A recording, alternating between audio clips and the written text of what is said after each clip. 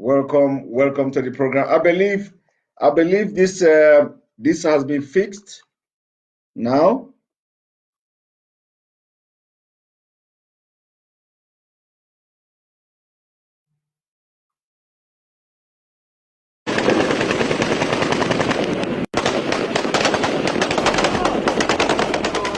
You can't destroy. You've forgotten that somewhere along the line, the same people who will say go and destroy, and some people will say you've killed innocent people. So the military is in a fix, is in a dilemma. You all hear this sound? It's not like they cannot go there. In fact, there was a time when they say, drop chemical, let everybody die. If you do that, the UN, the US, everybody will jump up. Don't forget that up to today, Amnesty International, whatever happens, will report it.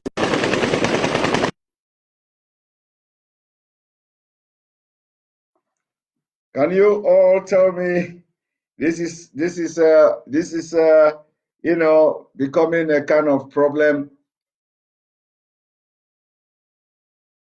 Okay. Now welcome back. Welcome back. I believe now. I believe we have fixed it. I believe it has been fixed. It has been fixed.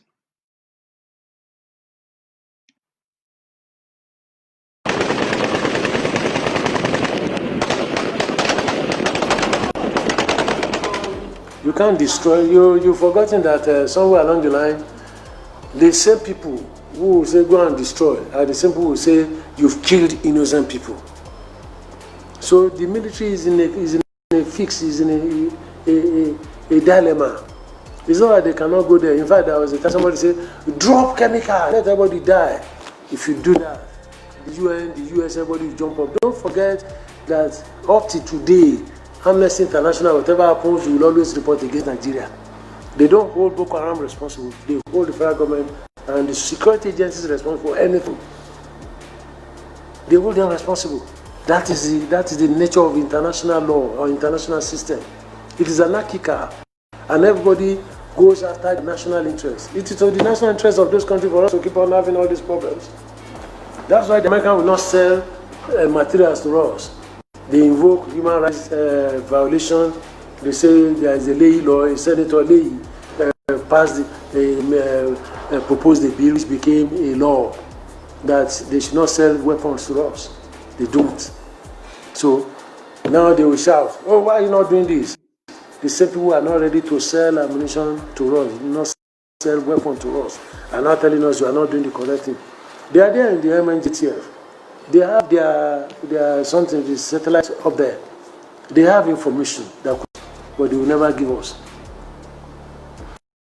2014, when the Chibok girls were abducted, when the British and US government were accused that they didn't assist, they said the federal government of Nigeria did not request for assistance, and that's why they didn't tell them this is where these guys are. So, and that's why some people, when Obama said bring back, and said no, this is hypocritical. If your husband cannot assist us in saying these guys are moving through this place, why are you saying bring back our girls? Which your girls? So it's an international thing. It is left for us to determine how you want to solve it. And you don't destroy. There are laws governing military operations. There are some things you don't destroy.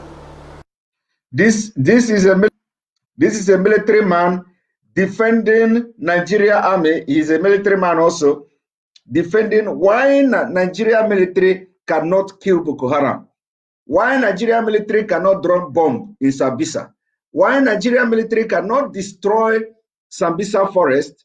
Meanwhile, they are shooting people in Amiable. Meanwhile, they are killing people and the corpses of people are floating in Imo River. You see, but here he is telling you why the army cannot throw chemical weapon on Boko Haram, why Nigeria army cannot throw bomb in Sambisa forest, but in southern Nigeria, army are killing people in Lekki Toll Gate, unarmed Nigerians. And I believe all of you must have seen the twist in the killing, in Lekki killing, by Nigerian military. So Nigerian military did not remember the instrument, the international instrument, the international human rights treaties that Nigeria also is signatory to. When the time they went to, any time there is issue in the South, this man will not remember that if you do, the Amnesty International will write. They are always ready to strike, to kill, and to deny. In the southern Nigeria, anything in the southern Nigeria, the Nigerian military, led by Boko Haram, Burutai, will always be ready to kill and then want to deny killing. Now, let me continue before I come to play a very big, shocking revolution to you this evening. Monuments, even churches and mosques, you can't say because a Boko Haram man is inside there, you bring a bomb, you bring and leave that place. It's not allowed in law. So much a forestry area in an arid region. Don't forget that the Sahara Desert. It is not allowed in law, even if Boko Haram is somewhere in the church. It is not allowed in the law that you go and bomb the church. That is what the military man is telling you. It's virtually claiming the fringes of northern Nigeria, and that's a forest area. If you destroy it, it's going to have monumental effect on Nigeria in years to come. That's why the military is being very careful, and it's a gradual thing. They push them out. The military is being very careful. The military is being very careful in killing Boko Haram. So, because of this international instrument, Nigerian military is being very careful in killing Boko Haram. But Nigerian military cannot be very careful in killing innocent Nigerians in the south. That is amazing, or should I say surprising. 2016-17, we have the upper hand, they push them out. Did the governors and all those guys, did they do anything to resettle people who are affected, to convince people to go back to their places? It's not a military something.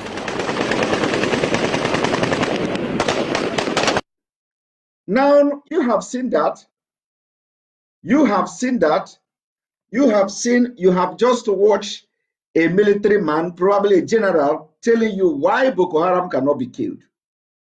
Telling you why Boko Haram, why Nigerian army cannot throw bomb on Boko Haram. But I've just told you how they are killing in the south. Now, you are about to listen to what is going to shock you, the shocking thing ever you have ever listened to. I want, for those of you who do not know, I want you to listen to this.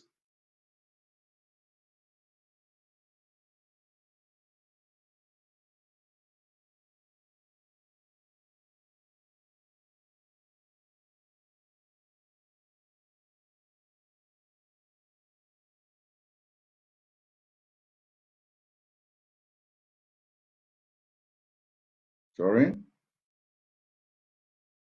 not this one. Another thing is how I need to learn. I need to learn how these things work. Very, very important.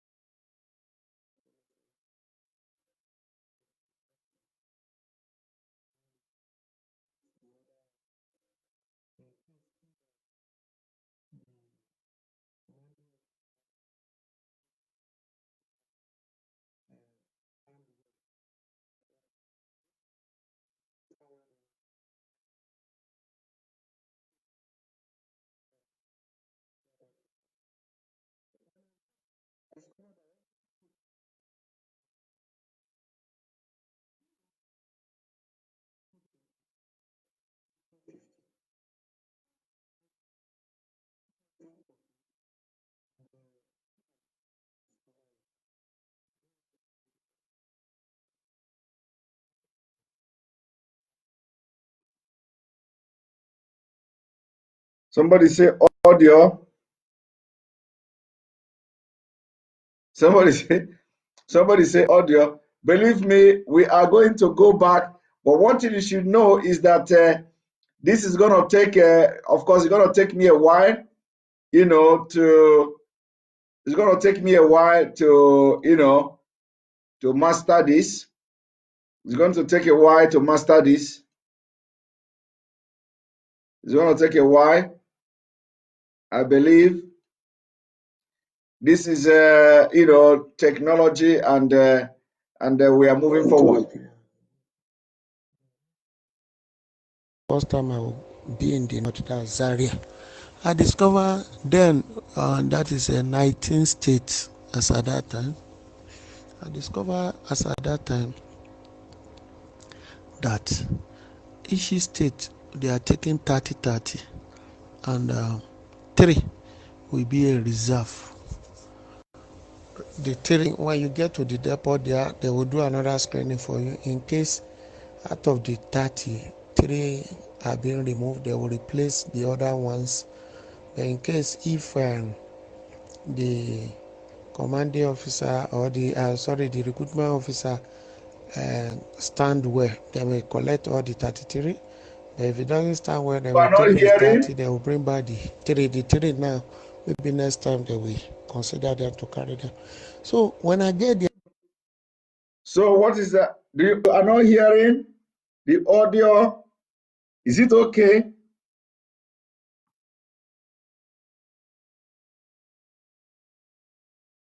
Is the audio now working? Good. Let us go there.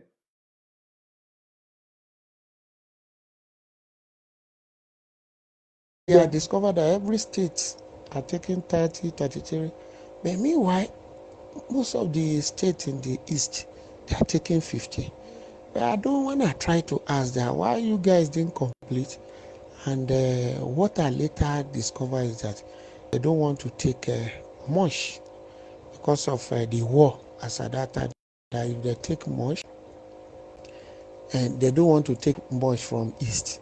I don't really know, because be as a recruiter, no, I don't know much about this. Is not figure out. From the highest I will hear is that because they have fought war. So to keep that one aside, before the training we started seeing, even after like 1 month, started seeing some list from my emir. All this northern emir, they will load these 911 buses, will bring candidates to join. And those ones, they don't even do any training. They will just join us like that. And if somebody from east or even southwest or south make any mistake as a recruit there, they will flog you to the extent that the way the light tire you, or they will ask you to they will expel you out of the distance, and immediately you are going, they are bringing another fresh person that doesn't know anything to join. Now you are listening to a Nigerian military man narrating what he saw during his service time in Nigeria Army, narrating what he saw, his ordeal, and what he saw Nigeria do to Biafra people. That when you had the 19 states in Nigeria, every state were bringing like 30 people to join the military, but the Igbo speaking state were only allowed to bring 15. So, and in this 15, if any of those 15 person do anything, they're gonna flog you and they sack you. They kick you out of the place, and they are going to bring Northerner to replace you. Now, during the time of this training, this man is telling you how Nigeria, why you see Nigeria the way it is today. He said that during the time when he was in training in Zaria, that they are going to load the trailer load of Fulanis from nowhere. Those who are not qualified, who cannot even write their name, they will load them from nowhere. They will enter the training camp All of them, and they say the order is from Sultan of Sokoto. And the Sultan of Sokoto give the list to the military head. Then they are going to enlist all these people in the trailer, and they become Nigerian military. And that's how you see somebody like Burutai today. That was exactly the same way Buhari, went into Nigerian military through a recommendation from the school principal, according to the story. So, and this man that is telling this story now is not a Biafran, like I said. He's not even from the South. Now, but he is tired of Nigeria. He is tired of Nigeria. Now listen. To replace you. So that one aside, yeah, when I joined the army, I've been posted to the north. Although when I was there, I saw so many emulation that if you are not hearing their language, you'll be suffer. For example, maybe you and your fellow recruiter have some kind of argument and the instructor come. Now I explain in a Hausa language, and when you cannot be able to speak Hausa, you will pin your head down and they will start flogging you with the normal stick they are using to rear cow. That's what they are using to beat us there. So, but I discovered that even our training there, most of our training, and what they are teaching us is they are teaching in Hausa language there. Then, so to cut the story short, we went to, after passing, being posted to Boneka. From Boneka, they moved us to Sokoto. From 26 Battalion, they moved us to Sokoto. Our CEO there, 26 Battalion, is the one that leaked the secret of and that coup that they locked Obasanjo. So our CEO then was JB Yakubu. They make him a governor of Zamfara State. That's the first governor of Zamfara State that Abacha gave him a governor then to compensate him, JB Yakubu. So, and then move up, we as the lawyer boy and our CEO are good. They move on to Sokoto there, while he was a governor, but we are still performing duty to cover up Zamfara because there is no barrack then there. So from there, they make a way for us. We went to Liberia. From Liberia, we moved to Sierra Leone. But when we come back as Ekomog then, I just want to tell you some story. You see, Liberia war, people don't know why we get to that war. And people don't know why we are in Sierra Leone. But I want to leak this secret for you. In Liberia, there are only cells there not because of any peace. One is because of the money do bring to Nigeria. That is why they send us there. And reaching that place, I can tell you, Papa and Flo, that even shall still on the first election, we ring the election for in favor of him because he bring money. Getting there, Nigeria are just doing, their officers are just doing business up and down, carrying women. The number of soldiers that died there is not a small something. When we moved to Sierra Leone, the same thing. The Abacha was having men on ground to mine diamond for him on Kono. Kono is the boundary between Sierra Leone and Liberia. That is where my unit. Now, you are hearing authentic information. Authentic. Whatever we do, we Biafrans, whatever we do, we don't just go. We are in fact, one of the best investigative things you get on the media this day, because we are taking over the media.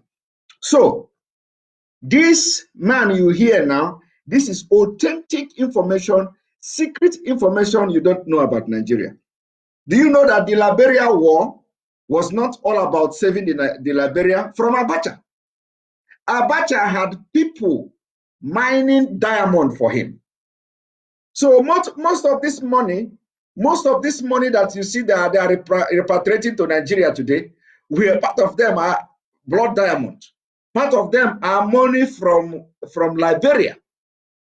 But Nigeria is collecting the money, thinking that every money you see in Abacha's on Abacha's name in Switzerland or in America belong to Nigeria.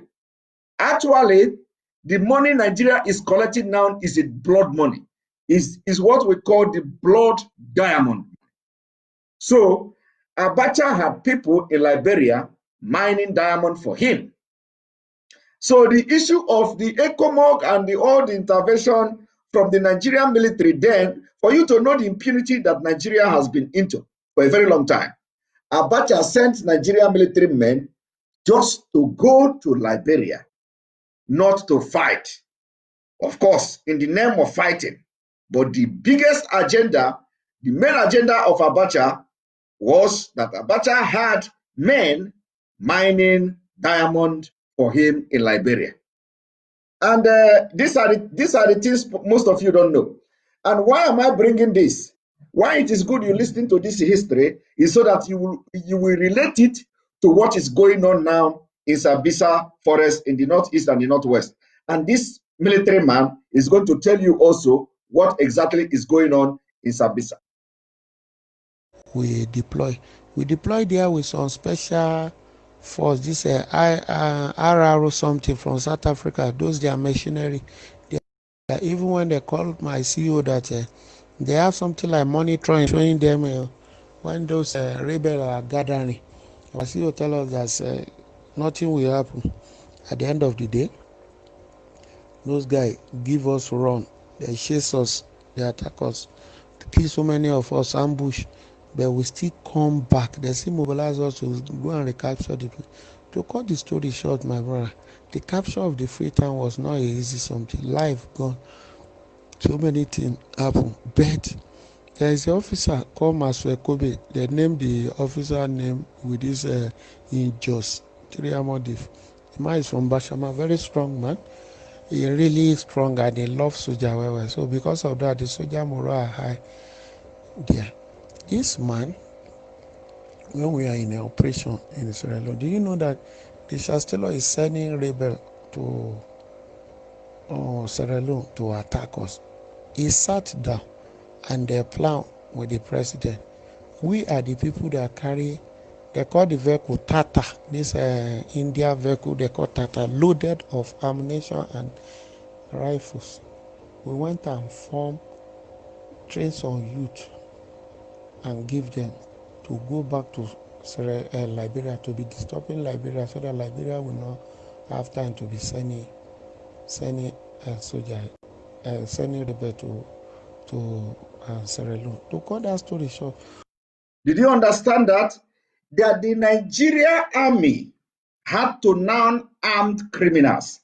They gave arm to criminals to go to Liberia, or Sierra Leone, to go there and start causing problem so that the military will not have the time to begin to come and attack and, to begin to come and attack them. Do you see what the game they played in Liberia? And a lot of people don't know about this. Most of our officers are involved in selling arms for even rebels. That the Nigeria army were selling arms to rebels. So if you see anywhere there is crisis in Nigeria army, they are going to turn it to business. Even Niger Delta, I'm telling you. This northeast you see, why you see the whole thing is going this, I just want to open your eyes to see what is happening. Buhari and some other people that I don't really can't mention their name, they are the founder of these boys.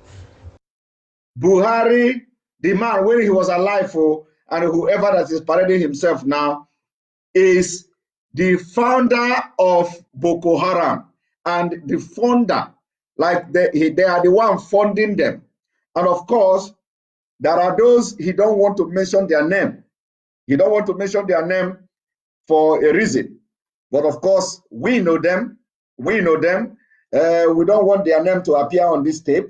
We know them, and we, international community will follow them as well. So those people that they think that nobody know what is happening, they have been busted. They have been busted. They financed them. They collected money. Some of the money come from Libya, some from Arab country.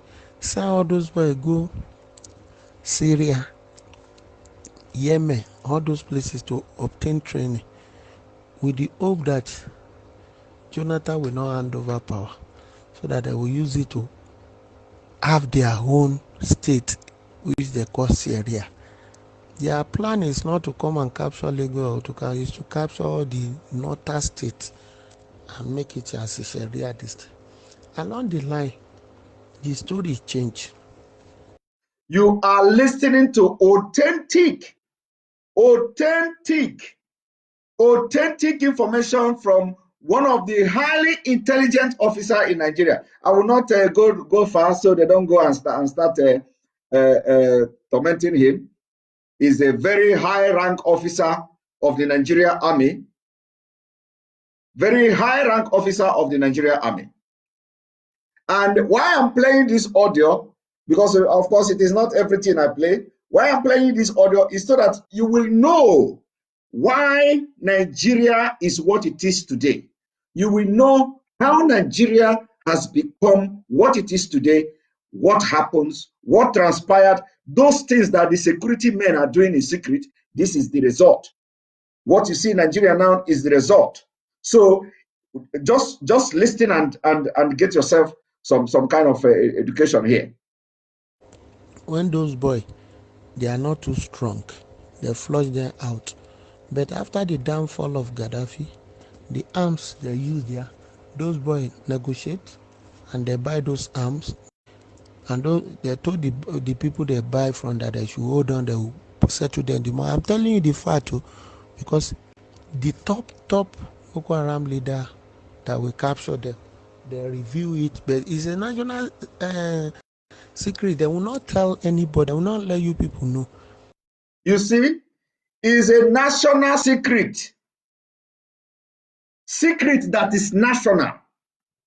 National secret. A Nigerian army who is fed up of the lies, the impunity going on in Nigeria. He's saying this. And believe me, he has never revealed this to anybody except on this Biafra people. The man decided to reveal this to us. And of course, there are so many things that we are not going to make public. But just for you to understand that you have what we call terrorist government. You have what you call terrorist government. He is not telling you everything he is telling you now is intelligent. He called it a national secret. Now listen. They asked those guys that said those arms for them, those M16, those AA gun, those powerful weapons, that they should hold on after giving them some money.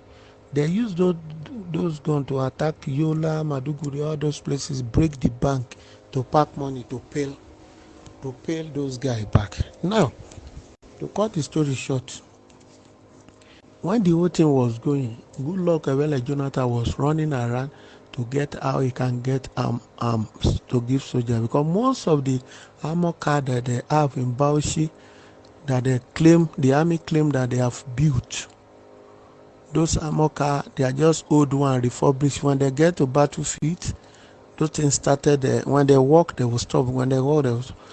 Now, you remember, all of you remember, when Nigerian military were showing us a refurbished, this armored car that Boko Haram ambushed in Sambisa.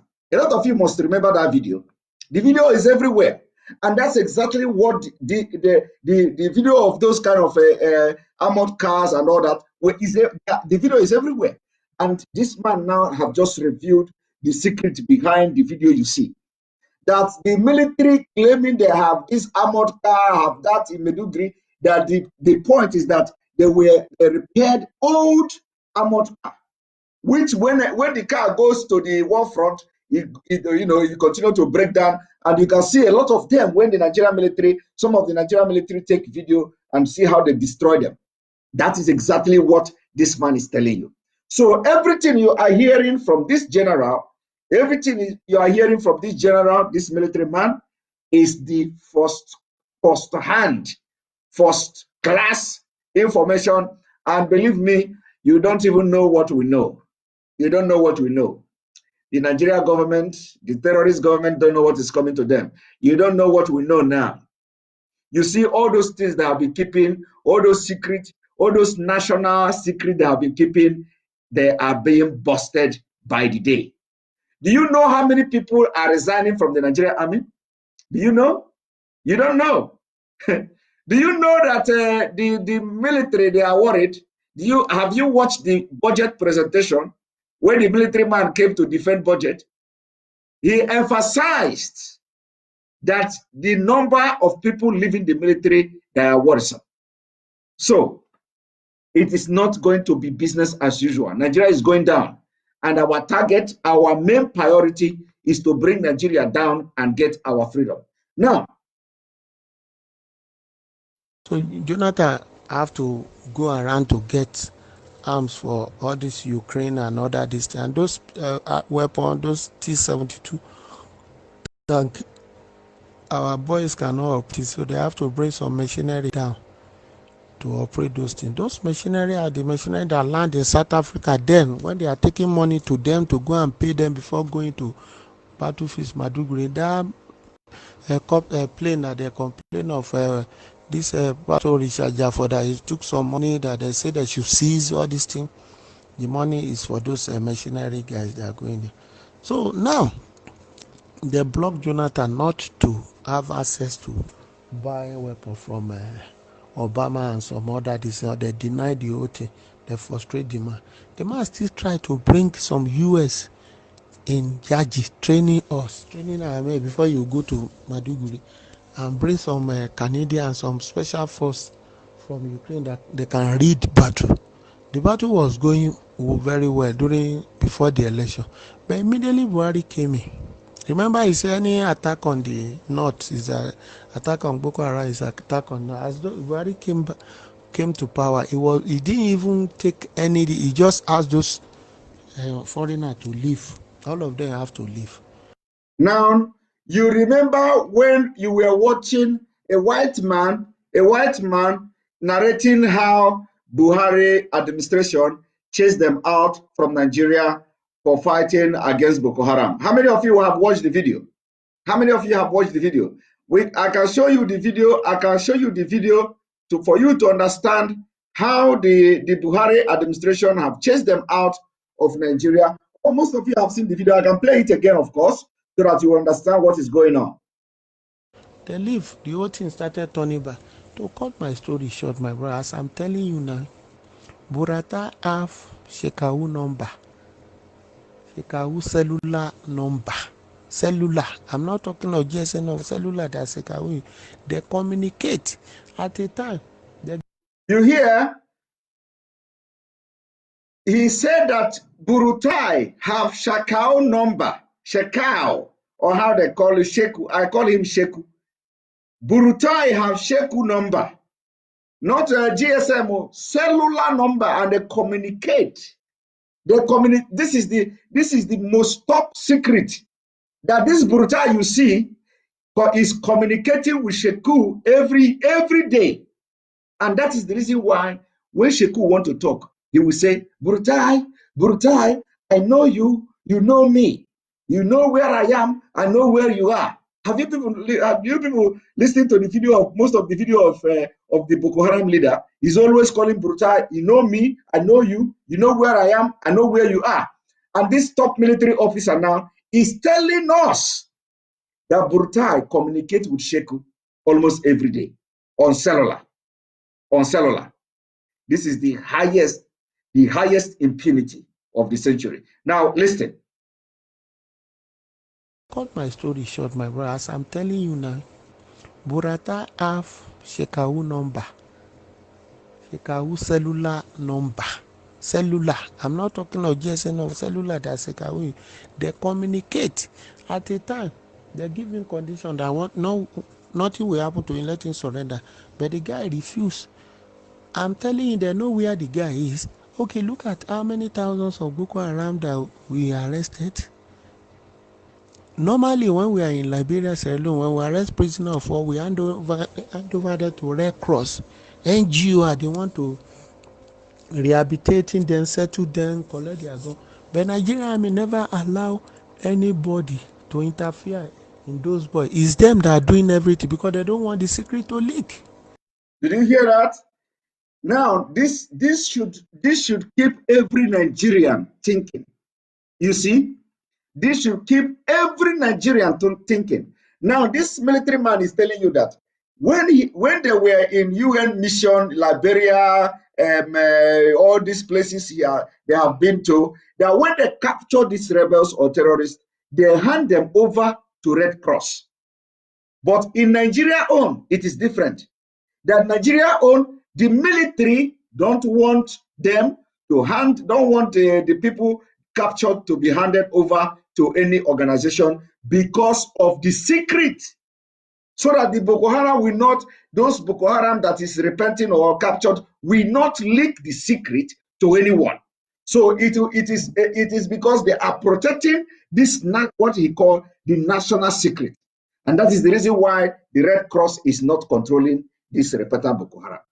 And ordinarily, all these international organizations are the one to, they hand over the repentant one if they want to rehabilitate them. But in Nigeria, the Nigerian military is the one rehabilitating them. And it has never been like that anywhere. Not in Liberia, not in what is it called? All these places that they have been to for UN, ECOMOG and all that. That has never happened anywhere. It is happening only in Nigeria. And the only reason why the military are involved in this so-called rehabilitation is because they are protecting the Boko Haram members not to leak the secret, not to leak any secret to any foreign body or to any organization at all. So they are in control. And believe me, you have to begin to think, because a lot of videos you have seen from the way the military are taking charge of those they claim they are rehabilitating should be telling you something very, very important. They negotiate with Ishekaru, but the guy refused to accept what they are saying. Many occasions they have given him money, they have promised him many things, but you can still see, because they are looking for a way, not for the secret, the guy to vomit secret, tell them that okay, the person is the one that fund. Remember now when they say they want to have meeting with good Lord say want to dialogue with them, they say Buhari should go for them. So that one aside, my brother, it's a long story, but what I want to tell you is this. I don't know how you is it. Right. I think we are now in the part where you cannot hear. So now this is exactly what is going on. And you remember now that they are paying them 150,000 every month. Do you see that? 150,000 every month. And the reason they are paying that money is not because they want to rehabilitate, it's because those who are coming out now, they are trying to bribe them. So the 150,000 is not a rehabilitation money. The 150,000 naira per month, which the military don't receive, which the police don't receive, which other security agencies don't receive. In fact, for you to collect 150,000 as a security personnel in Nigeria, you must be your rank must be very high. So, but they are paying Boko Haram members, repentant Boko Haram members, 150,000. It is a bribe. It is a bribe. It has nothing to do with their rehabilitation. It has nothing to do with what is going on. It is completely for, to bribe them so that they will not leak the secret, leak the secret like that. And you must also know this. So now I want to show you something. Let me show you something. Let me show you something. You see one moment. Let me show you. You see this what they call where is it? One moment. Now the issue of Ghana. The issue of Ghana and Jerry Rawlings, the issue of Ghana and Jerry Rawlings, or whatever it's called, I want you to listen to this. After listening to this video, I am going to play what happened in Ghana and why some Ghanaians, why the Ghana you see today is how it is, because a lot of people do not know what happened in Ghana. And it is time we bring to you what happened in Ghana so that you will know and relate it to Nigeria. One moment.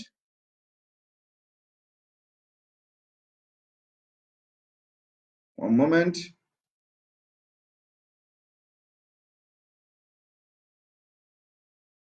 And of course, you all know the latest news today. The latest news is that some people, decamping to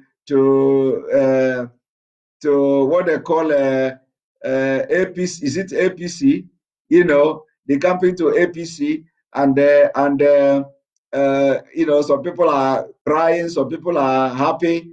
This is the Nigeria. This is the kind of Nigeria we don't want to be part of. We don't want to be part of Nigeria where you have political harlot. We don't want to be part of that kind of country. It is evil. We cannot continue to be part of that country. Now, I want to bring this to you so that you will watch and understand how Ghana were able to be where they are today.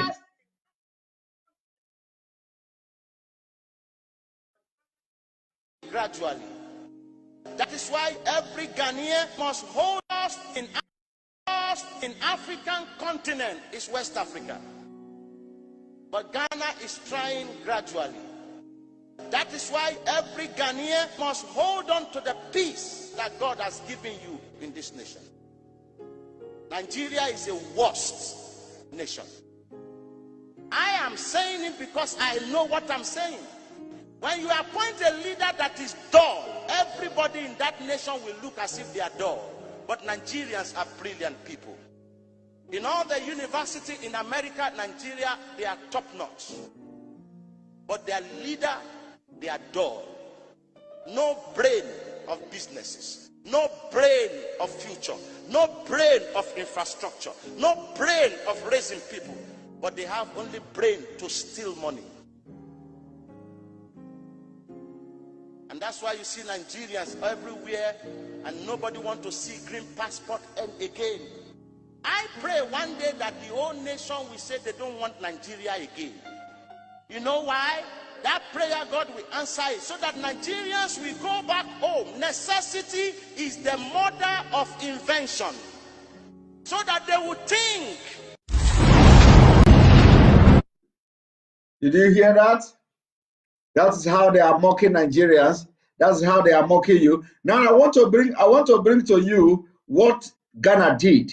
What Ghana did, where you can now talk about Ghana this, Ghana that. Let me bring to you what Ghana did.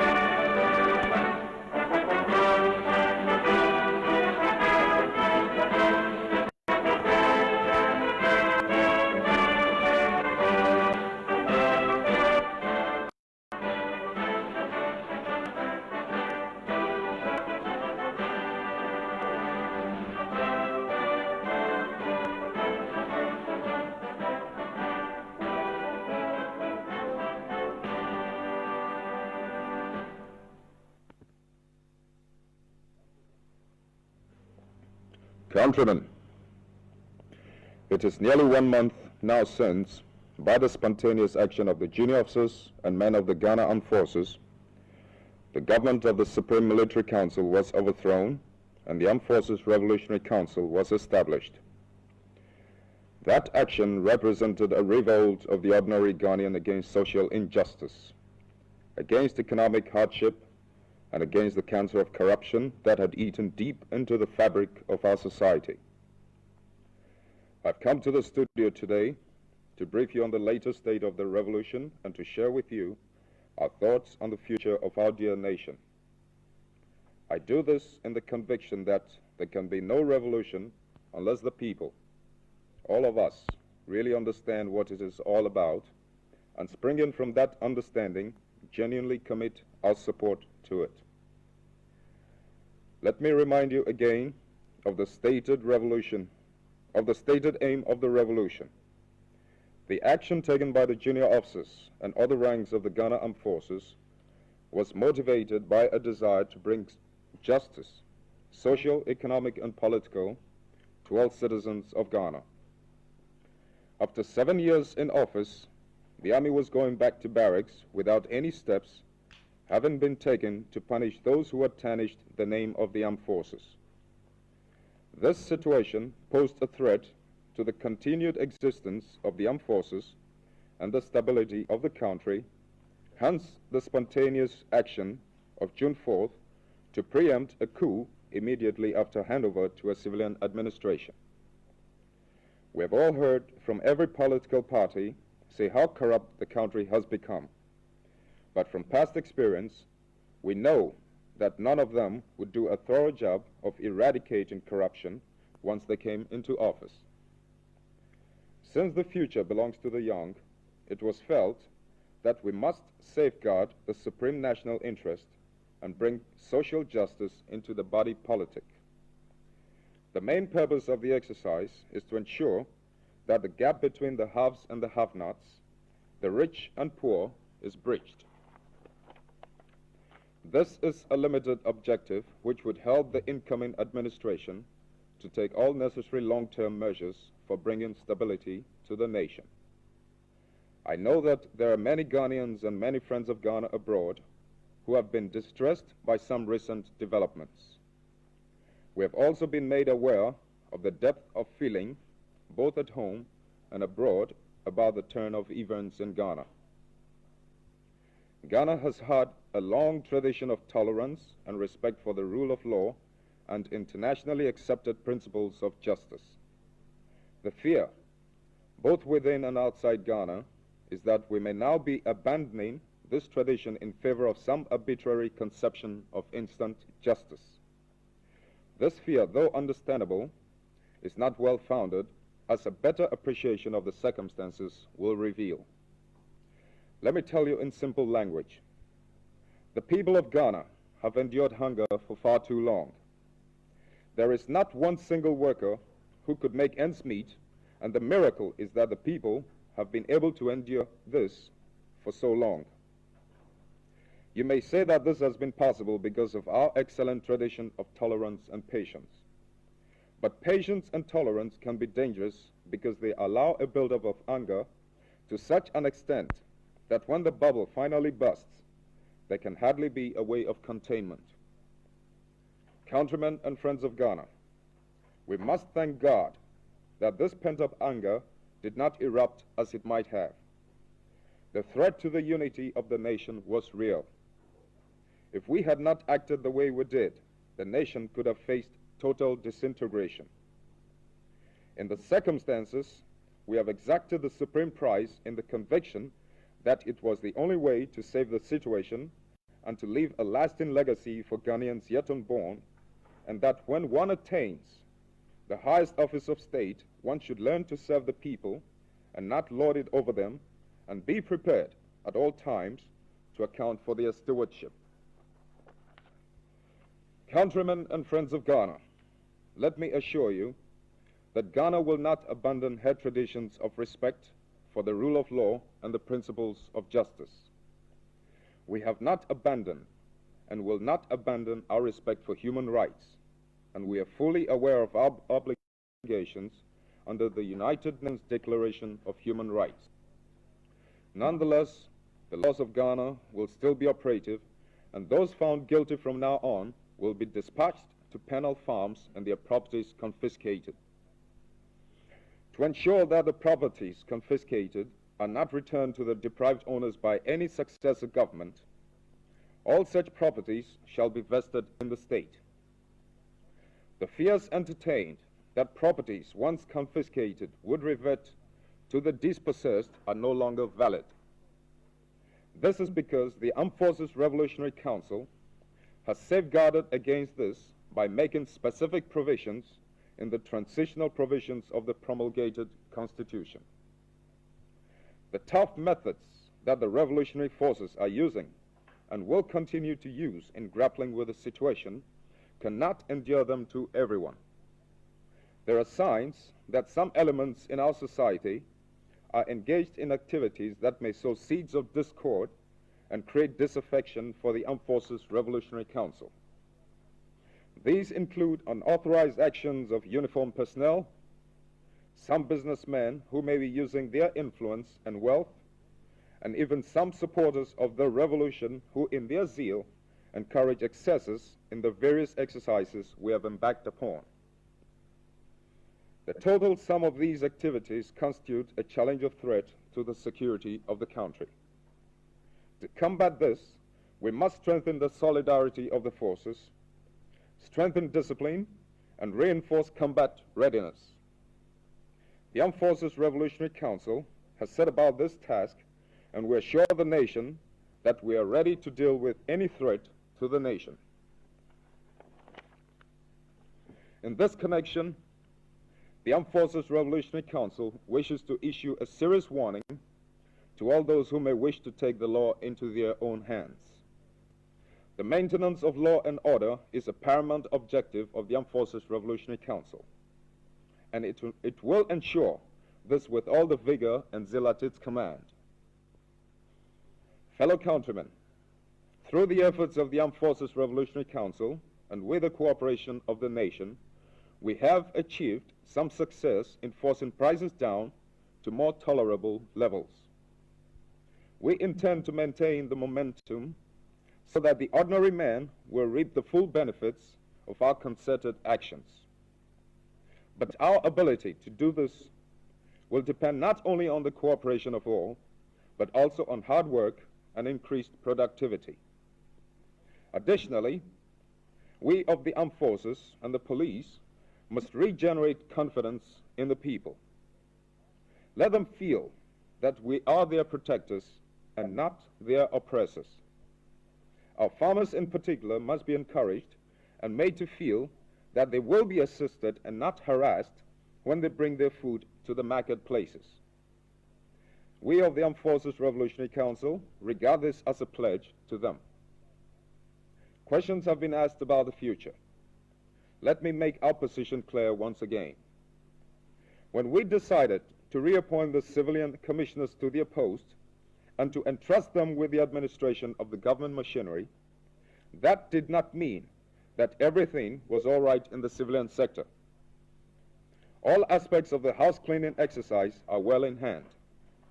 More than this, we did not want to interfere with the process towards civilian rule.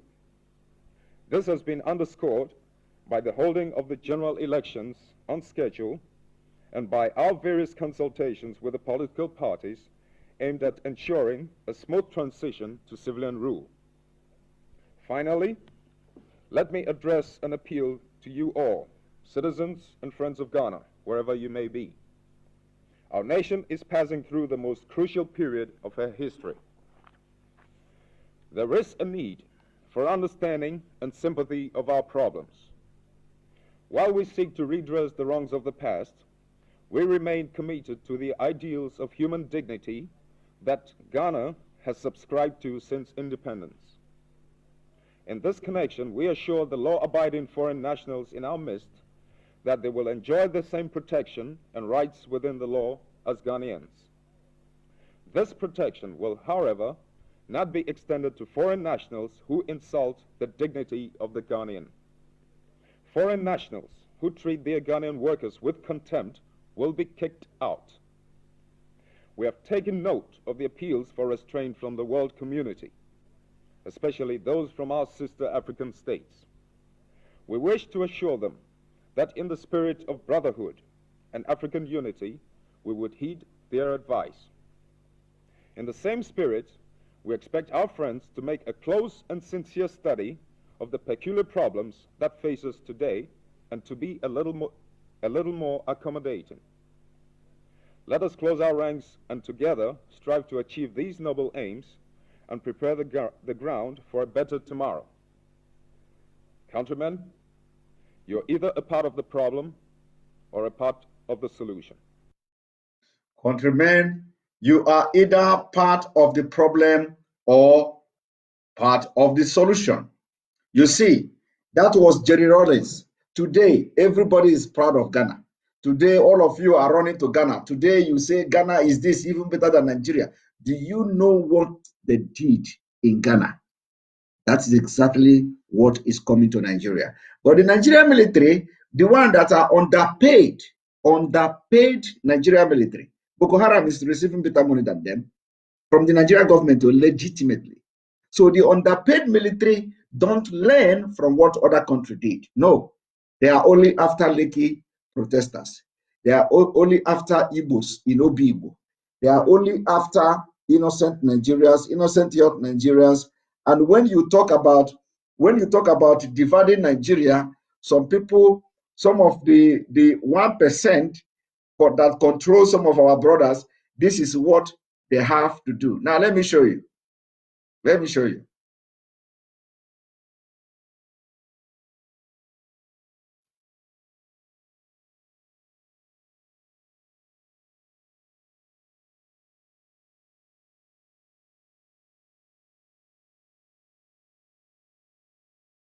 No.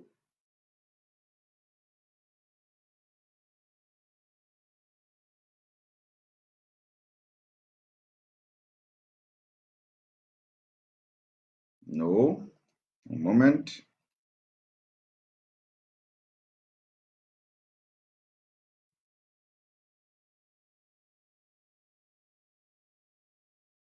No. A moment.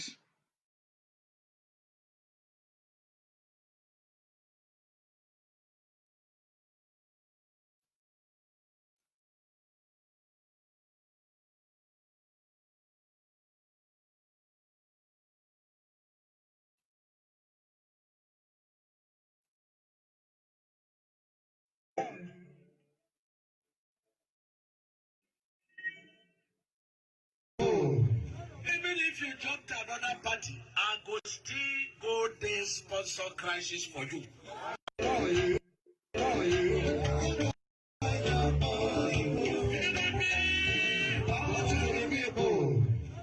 if you jump to another party, I will still go there sponsor crisis for you. This is a game we have started. Sit down from the grass.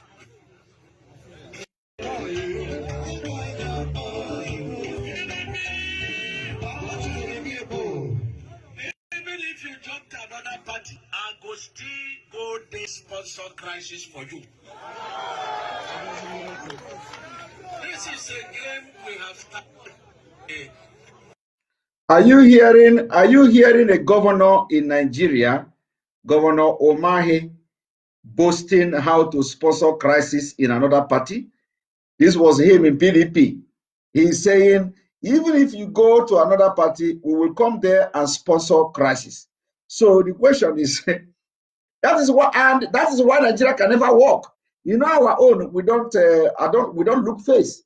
Once you do something, we will tell it directly to your face.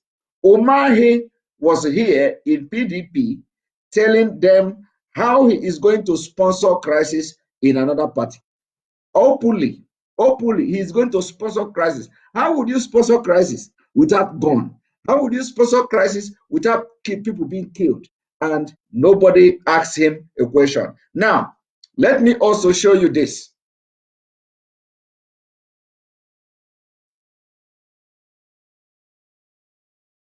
One moment.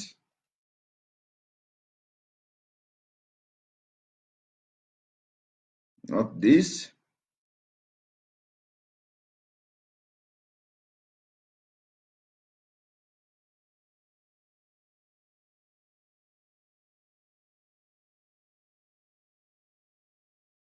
Not this.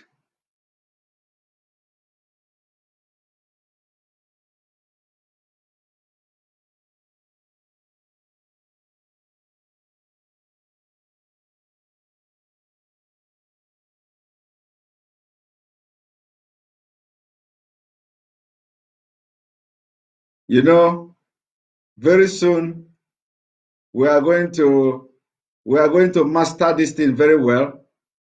You know, we are going to master it very well, and it will not be this difficult. Of course, It will not be this difficult. Here we go.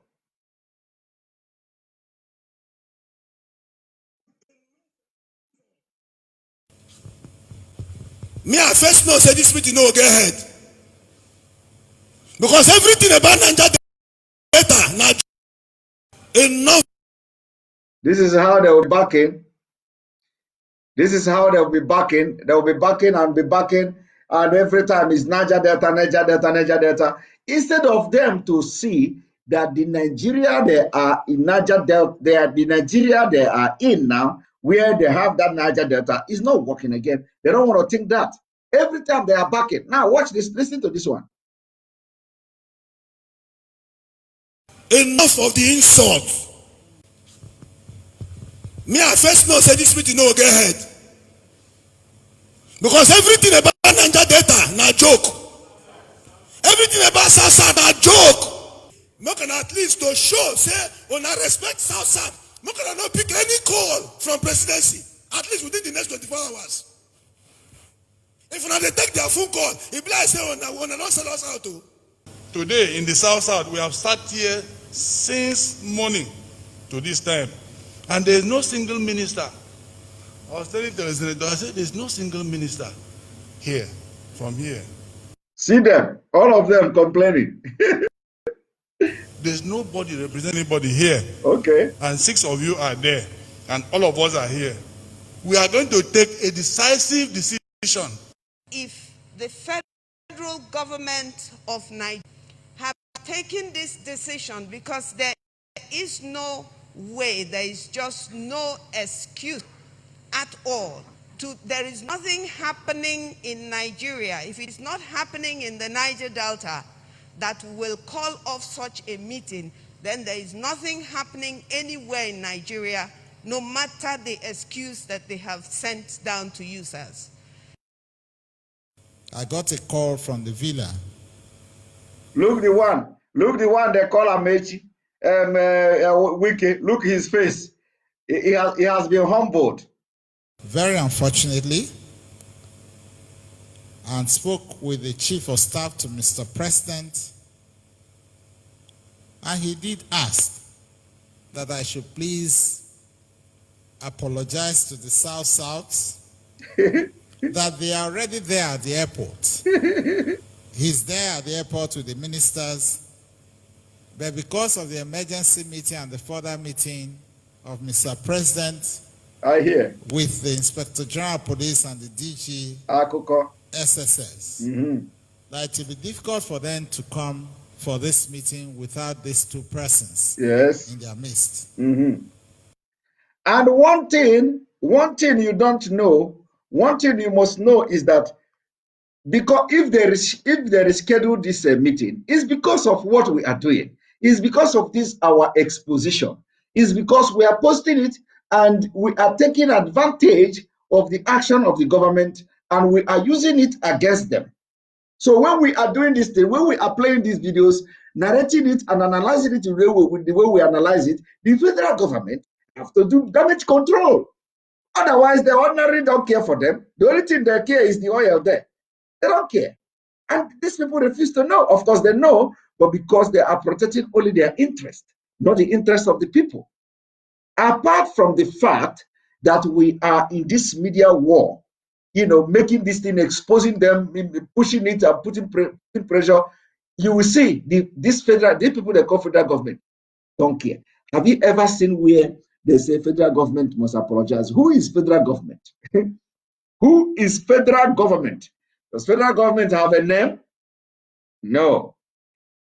It is only in Nigeria. In fact, I believe that at that moment I was very confused, because I know that we are taking all our leaders from their various homes since yesterday, and the governors themselves have left everything they ought to do through yesterday and through the night to this morning. We are going to convey this message to the Chief of Staff, to Mr. President, and I'm sure the press is here with us. and they should appropriately also communicate it that we desire as a region an unreserved public apology to the region, particularly to our traditional rulers and the leaders. Who knows whether because they are in who knows whether the reason why they didn't show up was because they are in River State. This meeting is being held in River State, because when you look there, you will see this Wike's picture, and they covered Buhari. They covered Buhari picture the other day where I exposed them. Who knows whether because of that exposition, the federal government don't want to go there. Who knows?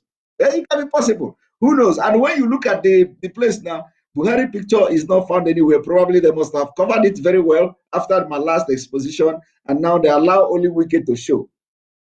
So let us continue.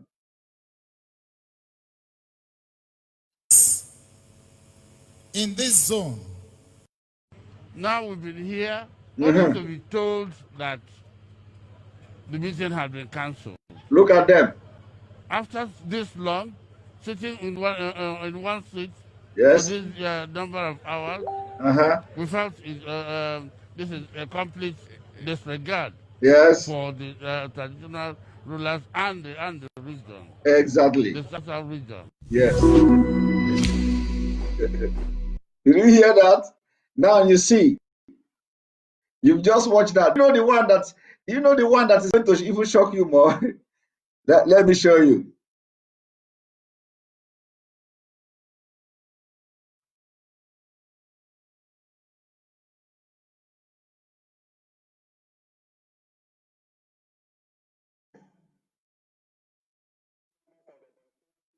Cause of the National Assembly wish to address we, the undersigned members of the Ebonyi State PDP caucus of the National Assembly, wish to address PDP members and other well-meaning Nigerians on the defection of the governor of Ebonyi State, Chief David Umahi, from the PDP to the APC. For the sake of clarity, we wish to state that not a single member of the Ebonyi State PDP caucus of the National Assembly is defecting to the APC. The 3 senators and 5 House of Representatives members remain proud card-carrying members of the People's Democratic Party, PDP, the platform under which we contested and won elections in 2019. The major reason given by Chief Umahi for defecting from the PDP to the APC is now in the public domain, which is that the PDP has not fair to the people of the Southeast on the issue of zoning the presidency and vice presidency. While we support that, it is the turn of the Southeast to fly the presidential flag of any of the major political parties come 2023, yet we consider it impolitic, indecent, and unwise to give ultimatums and conditionalities in a bid to secure zoning. Indeed, if there is any Ebonyi person who should remain eternally grateful to the PDP, that individual ought to be the Governor David Umahi, a man who was appointed the Ebonyi State Chairman of the PDP, made Deputy Governor of the PDP administration, and was elected for 2 terms under the banner of the PDP. As governor, his younger brothers were elected to principal offices of the PDP. One, Mr. Austin Umahi, as the Southeast Zonal Chairman of the PDP, and another, Mr. Maswell Umahi, as the Deputy State Chairman of PDP. As Democrats, we concede Chief Umahi's right in any political association of his choice. However, as federal lawmakers, we are not unaware of the Supreme Court decision that candidates are products of political parties. What it means is that political office holders are not at liberty to migrate from one political platform to another, particularly when there is no division in their party. We wish to use this opportunity to thank the leadership of our great party, the PDP, for their prompt action in dissolving the ward, local government, state and zonal structures of the party in Ebonyi State, and the announcement of a state caretaker team. We also wish to thank the teaming members of this and supporters in our various constituencies who have remained undoubted and committed to their membership of the PDP. We also wish to thank the Southeast Caucus and indeed the entire PDP family of the National Assembly. Thank you all, and may God bless Ebonyi State and the Federal Republic of Nigeria. Signed, His Excellency Senator Sam Egwu, Senator Naoba, Senator Mike Amannachi, Right Honorable Sylvester Baga, Right Honorable Gary Way Iduma Enwo, Right Honorable Chukwuma Mazunku, Right Honorable Edwin Anayo, and Right Honorable Livinus Makwe. Thank you, gentlemen. That is exactly what has happened in Ebonyi State and in the southeast. In the southeast, the Ebonyi State Governor Omahe, have his family members taking over all the offices in the PDP, and he left. This is the Nigeria. This is the Nigeria, and this cannot happen in Biafra. In Biafra, it is not going to be family business. It is not going to be family business in Biafra. It is going to be complete democracy and not family business. You see, that's exactly what is going on. And then let me also show you how they decide, how the North, some of them in the North, decide the fate of other people in the South and the Middle Belt. What you are looking at now is the IBB and Abdul Salami, IBB and Abdul Salami Abubakar. Also, Abdul Salami, the throw weight behind the formation of North Central Forum. So, Arewa Forum, North Central Forum, you can imagine.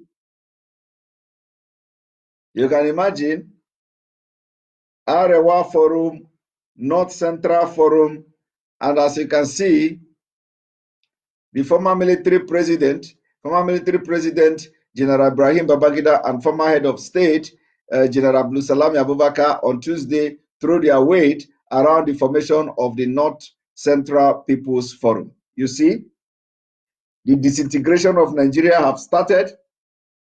The disintegration of Nigeria have started, and it is coming from the North.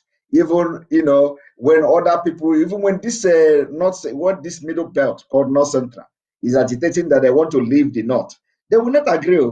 But the only time it will be possible is only when these people now from the North throw their weight behind them. That is only when it is going to be possible. But on their own, it is not going to be possible. Who are you to go on your own? So now they are having their own North Central. They still maintain North Central. It should be Middle Belt, the Middle Belt Forum. That North Central should be abolished. It is not North Central. It is the Middle Belt Forum. And so the disintegration have started, you know, and this is how it is going to start. This is how it's going to end. And, you know, at the end of the day, we are victorious in this whole thing. Now, of course, on this note, I am going to, because this is already very late and a lot of people are still awake watching me. So on this note, I'm going to bring this program to an end. Tomorrow, I'm going to be on time, and we are going to bring something very different tomorrow, something breaking. We're going to bring it tomorrow. And so don't miss tomorrow program. Share the program, share the video, and those of you you know, that are not yet you know, feeling comfortable with the new system, because this new system is better. It is just like a TV station, so I just have to master. You know, it's going to take me a while for everything to work very well. And tomorrow I'm going to bring people, you know, on the program to contribute something on the program, and we are moving forward. Remember, new revolution is coming. The new movement of the youth is coming. Be part of it. Be part of those who will change the history. Part of those who will make history as well, not just only changing it, but making the history.